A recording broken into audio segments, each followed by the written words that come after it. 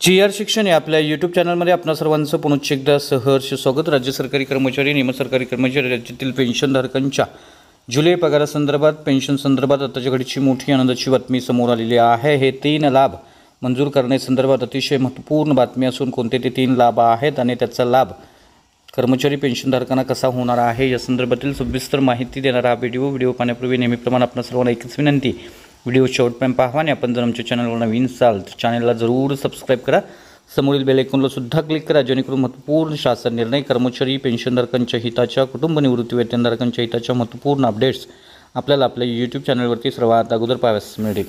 जसे की आपण स्क्रीनवर पाहताय, राज्य कर्मचारी, निमसरकारी कर्मचारी, शिक्षक, शिक्षकेतर कर्मचारी पेन्शनधारकांना माहे जुलै महिन्याच्या पगार पेन्शन देयकासोबत 3 मोठे आर्थिक लाभ मिळणार आहेत।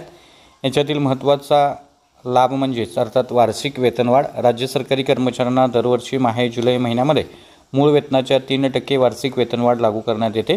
यामुळे मूळ वेतनासह इतर देय भत्ते देखील वाढणार आहेत। जसं मूळ वेतनावर आधारित देय एचआरए प्रोत्साहन भत्ता लागू होत असतो, त्यामुळे निश्चितच याचा फायदा कर्मचाऱ्यांना होणार आहे। महागाई भत्ता वाढ। केंद्र सरकारच्या धर्तीवर महाराष्ट्र राज्यातील सरकारी कर्मचारी तसेच पेन्शनधारकांना या महिन्याच्या शेवटपर्यंत 2% देय वाढ जी आहे ती मिळणार आहे। यामुळे राज्यातील सरकारी कर्मचारी पेन्शनधारकांना, कुटुंब निवृत्ती वेतनधारकांना दिनांक 1/1/2025 पासून एकूण देय 53% वरून 55% इतका होईल।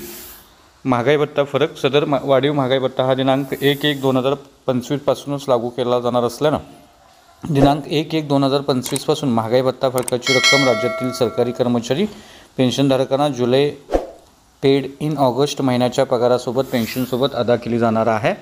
वार्षिक वेतनवाढ जुलै महिन्याच्या पगारासोबतच लागू होईल। याशिवाय देय वाढीच्या निर्णयानंतर प्रत्यक्ष वाढीव देय व देय फरकाची रक्कम जुलै महिन्यात अदा केली जाईल।